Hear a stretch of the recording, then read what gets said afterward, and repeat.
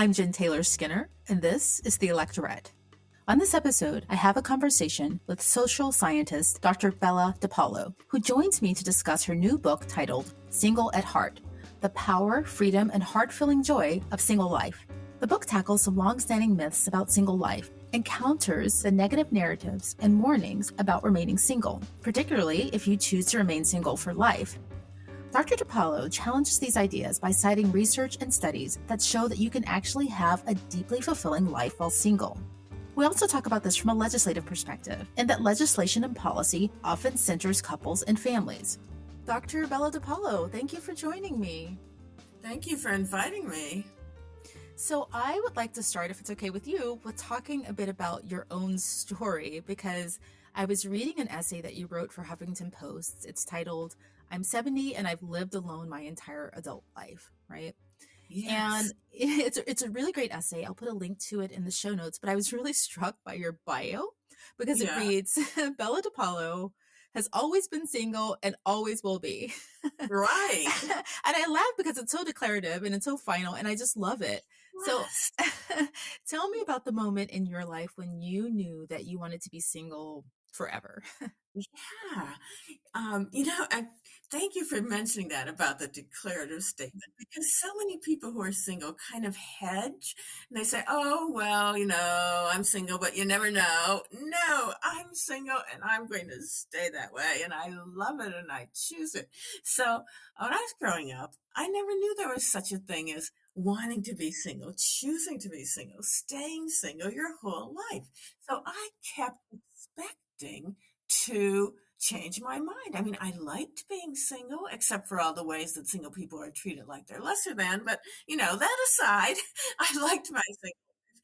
And I thought, well, maybe wanting to get married was like getting bitten by a bug. And I just hadn't gotten bitten yet. And I don't know when I realized that no, self, you are never going to be bitten. This is who you are. I think it was sometime in my 30s, maybe late 30s. But once I realized that, everything changed because now I knew I could totally invest in my single life.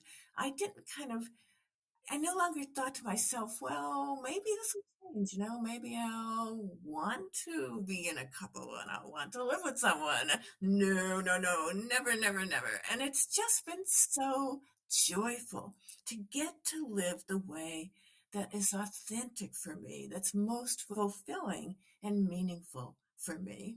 So you coined a phrase, single at heart.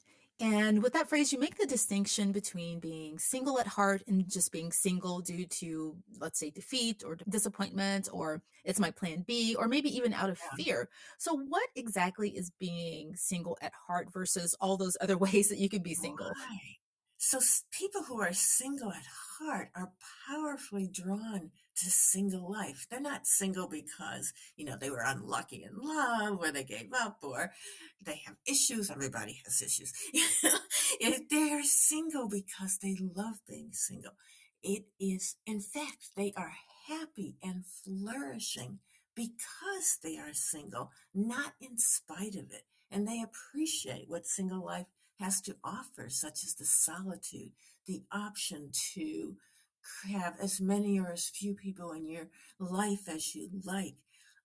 It's a really open minded, open armed, open hearted approach to life where people who are single at heart realize that love is more than just romantic love, and family means much more than mom, dad, and the kids. And intimacy might include sexual intimacy, but it includes other kinds of intimacy as well, such as emotional intimacy. And significant others don't have to be romantic partners. We can find our friends and our family and our mentors and our confidants and our teammates or whoever we value. We can consider them um, significant others, and they are significant others. It's funny, I told myself before we started this conversation, I'm not going to talk about myself and my own No, story. do. Please do. but but when you talked about when you were younger and thinking that, hey, I'll change my mind, that Yeah. very much mirrors my own experience, because when I was younger, I would shock my mother, not intentionally, but I would shock my mother by Yeah. saying, I never want to get married. That's not for me. Oh, I'll never get wow. married. And, there's a time when women and young girls didn't say that very often. Yes. But for me, there was a time when it just kind of flipped. And I know that doesn't happen often for people, but I was Right. very declarative too when I was younger, all the way up Yeah. until much later in life. Yeah. But at one point it did flip, and my husband's probably thankful for that. Okay. But I still remember the joys of living that single Yeah. life, so it Right. does sometimes Yeah. happen, but often it doesn't, and that's Yeah. fine. Right. Right. I'm glad you felt secure enough to say that you wanted to stay single. That's great. So, but you also say, and this is really surprising for me, that there are people who are in relationships who can be single at heart. How does that work? Yes, I had to be persuaded of this. I wasn't so sure, but they persuaded me. First, there's the example that I did think I would find and is clear, which is people who got married realize it's not for them, really just yearn for their single life, the freedom, the solitude, all the opportunities it offers. But they don't want to leave their marriage because their spouse hasn't done anything wrong and they want to honor the commitment they made. So these people are single at heart and they ended up married because it's what they thought they should do, and now they don't want to be mean to their spouse. The other category that I had to be persuaded of are people who are in a committed romantic relationship. They don't want it to end, and yet they tell me, they insist they are single at heart.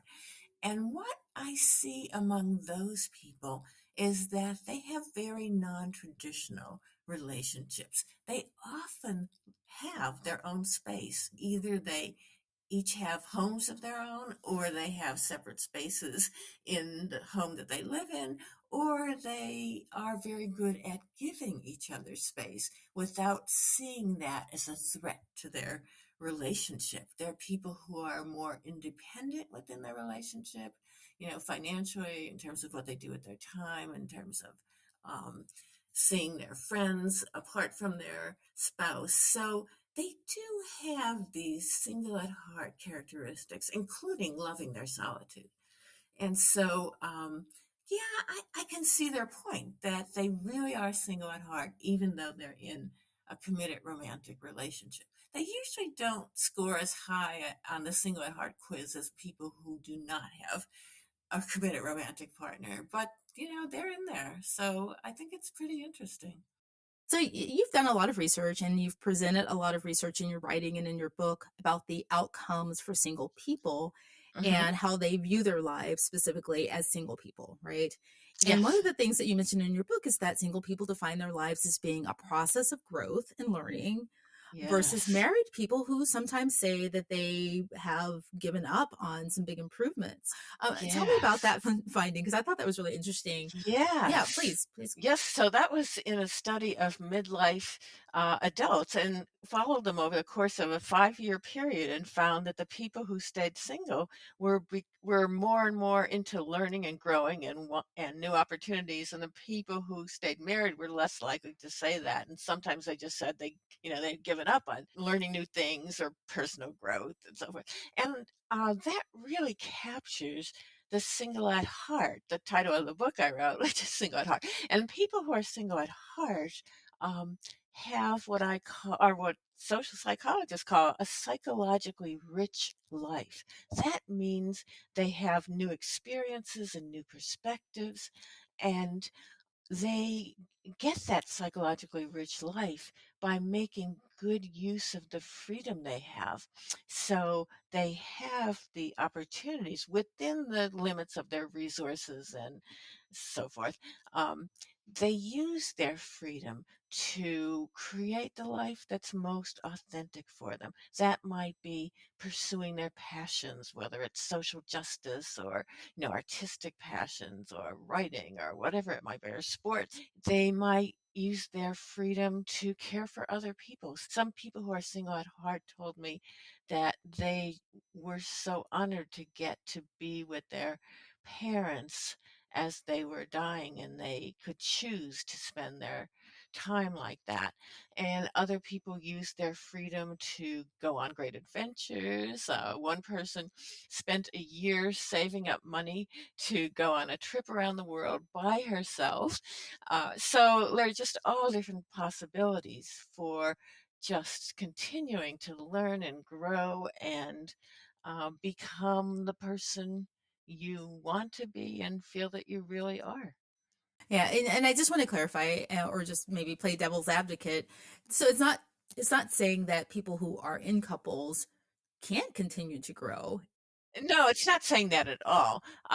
But and in fact, people who are coupled have some advantages, like they can have their spouse as a financial backstop if they, if they want to do something that costs a lot of money that they can't afford or they lose their job, and they have, the emotional support of a spouse in doing what they want to do. But also, a spouse could not want to go in the direction that you want to go in. So, for example, when I decided to move across the country and stay there, I had been on the East Coast, the University of Virginia for 20 years, and then I took a 1-year sabbatical at the University of California at Santa Barbara, and I loved it so much I never wanted to go back. Well, you know, that was a big thing, and I think it would have been a more fraught decision if there were another person in on it. And let me also tell you about there's this big study, more than 30 European nations, over 200,000 people participated, and they asked them how much they valued things like freedom and self expression and new things and creativity. And the people who valued those things, whether they were single or coupled or married, were happier than the people who didn't. But single people got more happiness out of their valuing of freedom than married people did. So I think that freedom, sure, it can be a part of anyone's life, whether they're coupled, married, or not. But somehow this huge study in 30 nations suggests that single people get more satisfaction, more happiness out of their freedom than married people do. Actually, I just realized we are talking about this in a very heterosexual, cisgender Yeah, way. And there's a right, huge gender element to this whole, debate, right? right, But right. what did the findings say about, same-sex couples? Are they Yeah. similar? Let me first step back and talk about sexual orientation identity. People who are single at heart are less likely to be heterosexual than people who are not single at heart. And I think that goes along with them kind of bucking the trend and living their authentic lives and not trying to be someone who they're not, who they aren't. Um, so yeah, I think that I don't have great data on same-sex couples, but I think they would be closer to the single at heart because of not getting slotted into gender roles and being expected to do certain things. Right, right. That makes total sense because I think a part of the lack of freedom that some people may feel or the lack of growth is due Hmm. in part to the gender roles and the expectations Yes. around gender. Right. And Yeah. to be clear, we're talking about women, right? Yes, of It's course. women who lose the most freedom and women who lose, the Yes. opportunity for growth because of childcare and all those other things, Right. right? Um, Yes. but there are some men, right? And you talk Hmm. about someone in your book, Henry Crabb Robinson, who I thought was really interesting. Yes. Tell me Oh my about gosh. him. Oh, right. This was someone who was profiled in The Atlantic in, I think, the year 1898. And he was this person in London who had all these friends in the literary community, like poets, the most famous poets of his time. And he hosted all these gatherings. Um, and so uh, this profile was really positive. And to me, this is a man who was single at heart and had this full and fulfilling life, was making great contributions, and yet they cast him as the exception and said that, oh, these single men, it's really a disaster usually if they don't have, if they don't have a Yeah. wife. Yeah. And what I found in my research on people who are single at heart is they are at least as likely, in fact, a little more likely to be men than women. And that surprised me at first, but maybe it shouldn't because, the single at heart value their freedom. They like having some time to themselves. They like getting to be the deciders. What's not male about that? Right. I mean, I find that surprising because I think there's research that shows that the benefits to marriage usually benefit men more. Yes, and that's true. But those studies compare all married people to all single people. So among single people in general, that's true. But among the single at heart, the people who are single and love being single and they're flourishing because they're single, that's different. Men can easily be that kind of a single person, although they rarely get credit for it. Usually they're bashed and mocked as incels, which of course some of them are and deserve to be mocked. But they it kind of over those stereotypes overlook the single men who are flourishing. Right, right.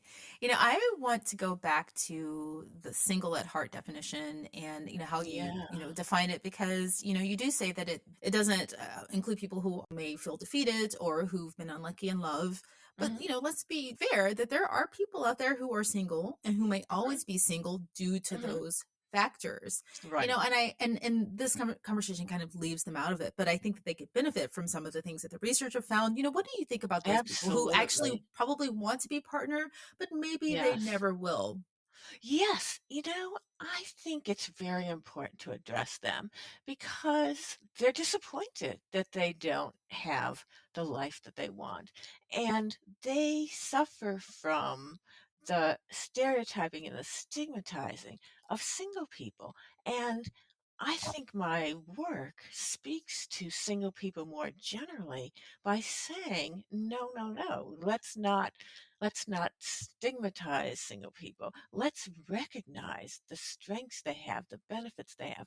Even single people who don't want to be single can live full and happy single lives by making the most of their single lives, doing the things they might not want to do or be able to do if they did become coupled, and spending time with their friends and devoting themselves to their causes and their interests. So I think that when we challenge the way that single people are treated as lesser than, then we're doing something good for all single people. So let's talk about this in the context of politics because we know that, being partnered or being in a couple is a very important part of the optics, right? Right? And this is an election year. So, what do you make of Yes. this whole thing about politicians needing to be coupled? What's your take on that?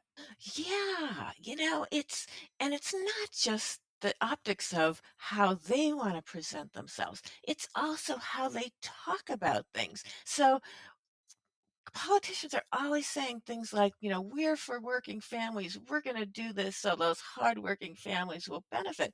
Well, that way of talking about things excludes all sorts of people who don't fit their definition of hardworking families.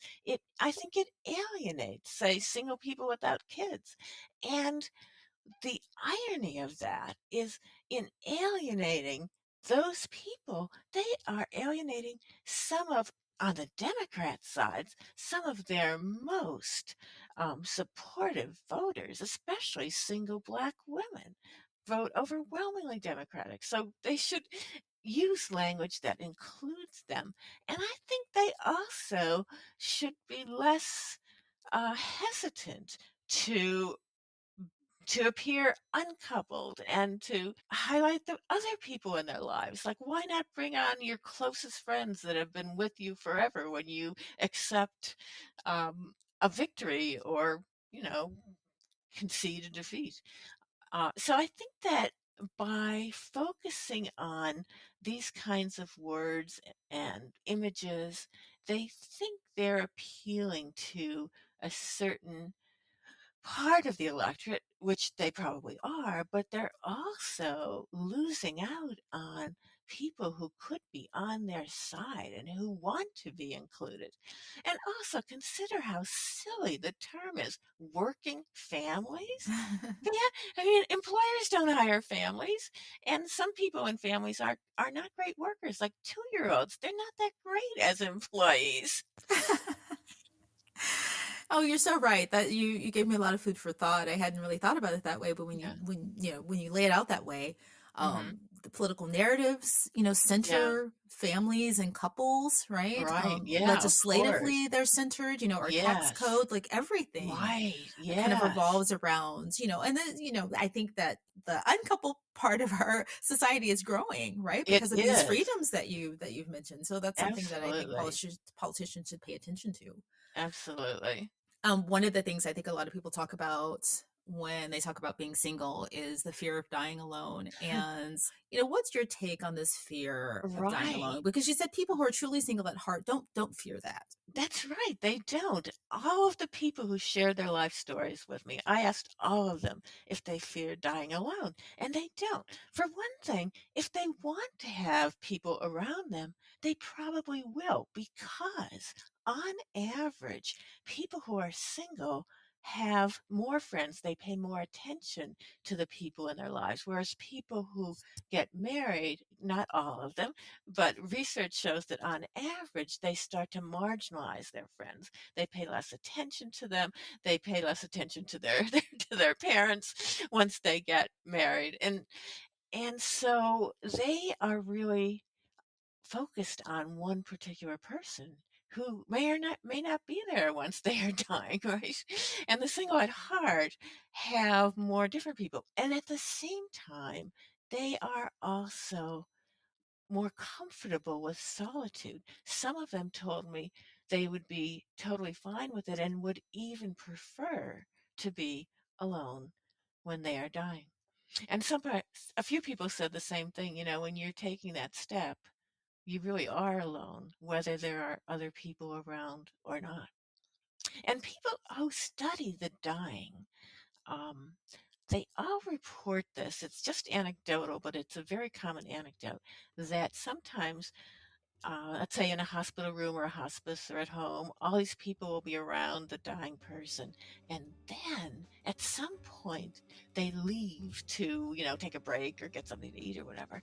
And that's when the person dies. And it's almost like the way they tell it, they're waiting to be alone.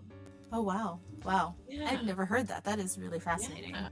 Well, Bella DePaulo, thank you so much. This has been so enlightening for me. I really enjoyed our conversation.